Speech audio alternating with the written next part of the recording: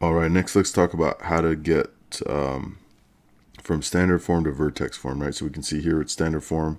So we have A, B, C, and we explicitly know the y-intercept, right? That's the nice thing about this. And we could use B and C to find, or excuse me, A and B to find our vertex, just like we did last time, right? And so we could do negative B over 2A and find that and plug it in and find our K value, right? But we're going to use vertex form this time. I'll show you both ways just so you can see them kind of side by side. Sometimes you have the choice of which one to do to find the vertex. And sometimes you'll be asked specifically to put it in vertex form. So kind of depends on the situation. But yeah, but it's nice to have, different tools in your toolbox, of course. So for vertex form, remember vertex form looks like this, where it's f of x. Let me write it out. So this is what vertex form looks like is f of x equals a times the quantity of x minus h squared plus k, right? So we want to get this to be in that format. So the first thing we're going to do is we are going to factor out whatever a is here from both of these terms, and we're just going to leave the plus 23 on the outside, okay? So I'm going to factor out I'm going to factor out a, okay? And so I'm going to put 2 on the outside here, and then I'm going to put parentheses.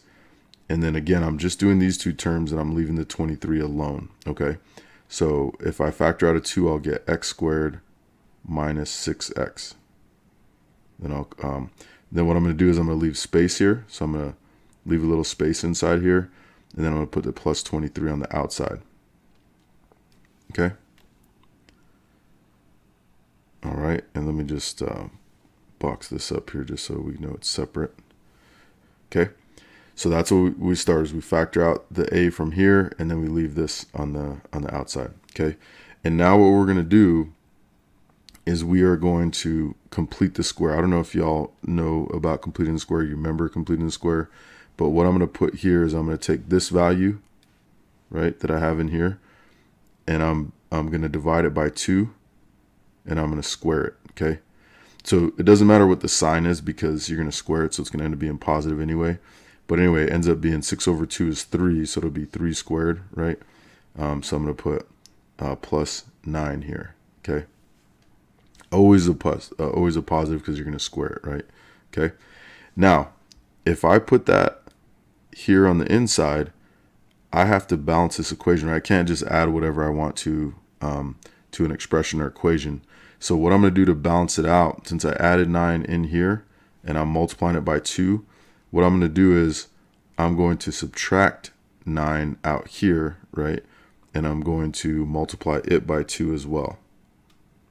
Okay? So whatever you do in here, you have to do the opposite out here, right? To make sure that this is equivalent to what we started with, right? You can't just go adding numbers to what we start out with. So if I add a 9 in here, it gets multiplied by 2. So then on the outside, I have to subtract 2 times 9. Okay, so that's kind of the process. Okay, and if yeah, it's a little bit of getting used to, but that's what it is. Okay, all right.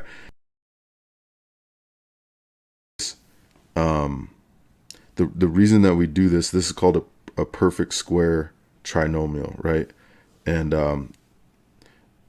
basically, when you have a perfect square trinomial, if you have x squared plus 2, let's just call a number p, plus p squared, if you have a polynomial in that form, right, then that turns into x plus p, quantity squared. Okay, so that's how it works. This is what a perfect square polynomial trinomial looks like. And basically, if you were to FOIL this out, you would get this, right? Because what you'd end up with is x times x is x squared. You'd have x times p, which is xp, but then you'd have another p times x when you FOIL it out. So you get another xp. I forgot the x here. And so that's how we get the 2px in the middle, and then p squared on this side. Okay, so basically what we're doing is we're crafting a perfect square quadratic or trinomial so that we can put it in this format. Okay, because remember, vertex form, we want to have that x minus h squared, okay? And so anyway, so that's, just remember that what we're doing here is we're getting half of this number because that gives us p, and then we're squaring it, and so that gives us the term that's right here, okay? All right, so in this case, what we're going to do is we're going to go back and put this in, so it's going to be 2, and then here's the part is we're going to basically factor this right here, okay? So we're going to factor that, so we end up with, it's always going to be x, and then the square root of 9 is 3, okay? So we go back to what that number was, okay? And then whatever this sign is, that's going to come down, so it's going to be minus 3, okay?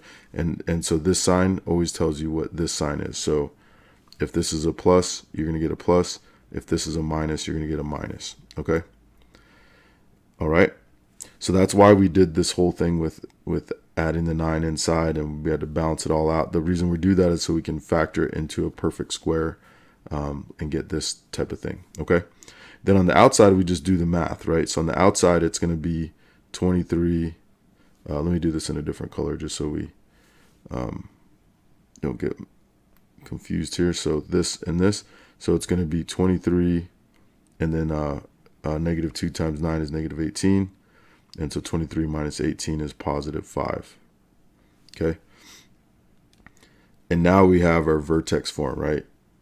So now we can see, oh yeah, so it looks just like this. So we have a is 2, so our positive leading coefficient 2, so that means it's facing up, and it's a vertical stretch by a factor of 2. But more importantly, we can find our h and our k, right? So h is positive 3. Remember, it's always the opposite. So h equals positive 3, and here k equals 5. So we have our vertex 3, 5. Okay. We also have our axis of symmetry, which is x equals 3, right? Okay. And so there we go. So now we can graph this, and we can go from there. Okay. So that's one way to find the vertex. Now remember, the other way to find the vertex, just to show you this, would be what I would do is I would start with this, and I would do h equals negative b. So it would be negative, I put 12 in there, over 2 times a. So that's 2 times 2, right? So this is b. Oh, and b is negative 12. So let me put that extra negative in there. So remember, there's a built-in negative in our formula. But then 12 was also negative, the b was also negative, so I put a negative there. Okay, and then a was positive 2, so I put that here. And so so we'd end up with 12 over 4, which is 3. So you can see we get the same h, right? And then from there, we would plug it into this function, right? We'd plug 3, what we just got for h, into this function. So it'd be f of 3, so we'd get 2 times 3 squared minus 12 times 3 plus 23.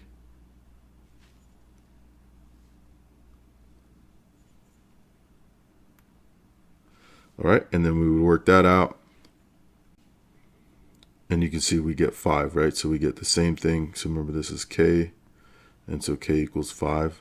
So we get the same vertex as we did with the other method, okay? So yeah, again, you know, I think this is a little more straightforward this way. Using the vertex formula, because it's more formulaic. This way you kind of have to know completing the square, and it's a little weird, you know, like it's not intuitive. You know, once you see it now, you can do it, but it's not necessarily intuitive. And so, but it is nice to have it in vertex form. And there are some things, some reasons to have it in vertex form sometimes. So, all right.